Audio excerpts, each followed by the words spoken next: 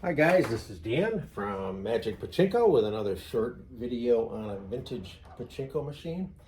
I've been making these videos for quite a few years now, and I guess I've always started them with, "Hi guys, this is Dan from Magic Pachinko with another short video." Don't know how to introduce it any other way. However, I have had a slight bit of negative feedback from one particular person. But I'll deal with that person. Don't mess with me. Rudy. Oh, I'm sorry. I shouldn't have done that. Okay. Rudy made this beautiful Pachinko shine for me up here. So that's why we always get that in the video. All right. So this is a 1973 Daichii.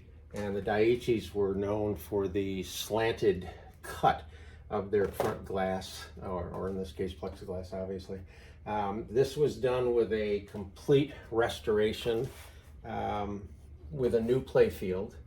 So the old playfield did not come off of this. It was one of the ones that was printed on the Formica. So it adds another layer of complexity to get it, not to get it on, but to get the holes lined up. You have to put tissue paper on the old one, poke all the holes, lay the new one down, put the tissue paper on, get it all lined up, and then poke all the holes. It's labor intensive, let's say it that way. But this machine came out very nicely. It's a pretty machine. The colors and everything are just really nice on it. I like this. This is where the ball out light will light up, and this is where the jackpot light will light up. So let me get this plugged in.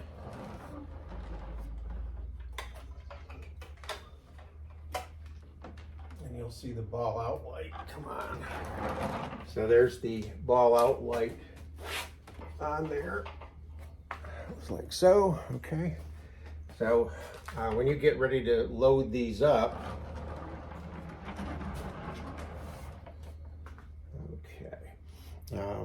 I pretty much, Pachinko machines load pretty much the same.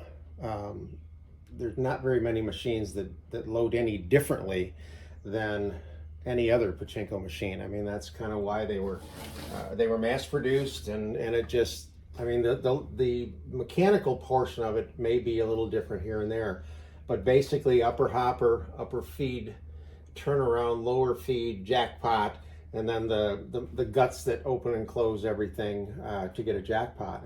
Very, very similar. Different look, but very similar. So the first thing that you need to do with this particular machine is this is what's called your ball dump latch. I'll bring this in. This is the ball dump latch right here. So what you need to do is, there's a little piece of plastic here. Come on, hold still. You shove this over like that so that these two pieces latch into each other. And what that does is it creates a path to let the balls go from here to here. If this is like that, then the balls will come in, get to here, and then go down. And that's how you get the balls out of your machine, but that's not what you want for play.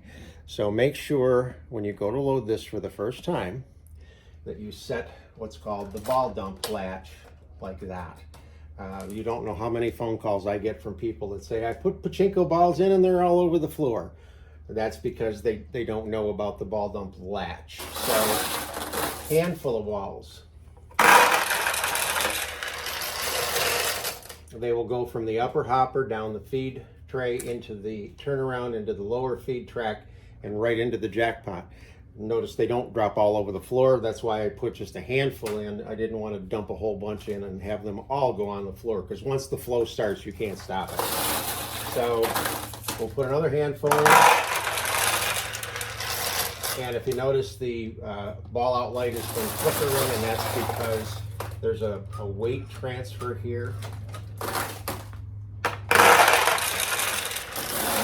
And eventually, when we get enough balls in here, it pushes down and closes the micro switch, or opens it, I guess, and lets the light turn off. So now you know you've got enough balls in the machine to actually be able to play. So now you can take the vast majority of Pachinko balls that you own, and you should have at least 500, I'm in the upper hopper. You cannot test a pachinko machine with a handful of balls. People call me all the time and say, you know, my pachinko machine doesn't work. And it's the first question I always ask, how many pachinko balls do you have? And they'll say, well, I've got about 8 or 10. You just can't test a machine. It has to be full to get everything else set the way it's supposed to be. So keep that in mind. If your pachinko machine doesn't work, make sure you have enough pachinko balls. So we've got plenty of balls here. It's all the way through the system. The last thing we're going to do is set the seesaw in the correct position. If the seesaw is down like that, the reward ball or the reward light would be lit, and the seesaw is down like this. It needs to be up. So there's a little push right here, or you can just reach in. This particular machine did not have the cover. Actually, I might make one before I pack the machine up and ship it. So there may be a plexiglass cover on here when the owner gets it. But you want the seesaw up like that so it will accept the winning ball, and then it tips and lets the winning ball out down through this system here. You do need something to catch the balls. In the parlors, these machines were designed just to dump the balls out into a trough. They ran down to a collection point. With home use, you do need something similar to this that will catch the winning ball coming out here and the losing balls coming out here. Okay, so let me get this turned around. Put the balls you're going to play with in the front feed tray. And make sure we don't have any glare. Okay, so when you play pachinko, you want to get in the habit of making sure that you push the launch lever down as far as it will go. So you're going to rest your fingers here, press the launch lever down as far as it will go, and then just let it flip off your thumb. And that will launch a ball. And the first time I tried it, I won. So it went in what's called a pay pocket, the light lit. Okay, so let's see if I can get another win. Ideally, there's another one. So the winning balls come out, got a light lit. Ideally, you want to launch the balls so that they lose their momentum up in this area here, so that they have the best chance of falling down through where all of the possibilities are. The way that I set the machines is usually, this is what you get when you do it. And if you notice, most of the balls were staying on the left side.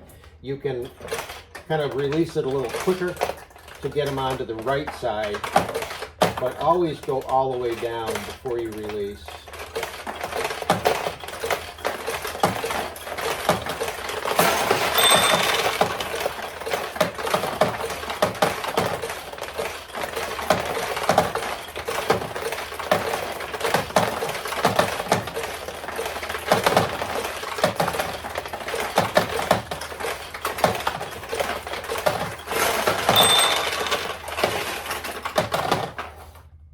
You would think you'd get more wins than that, but keep in mind these machines were geared like a slot machine. They're geared for the house to win, not the player. So we'll try a few more here.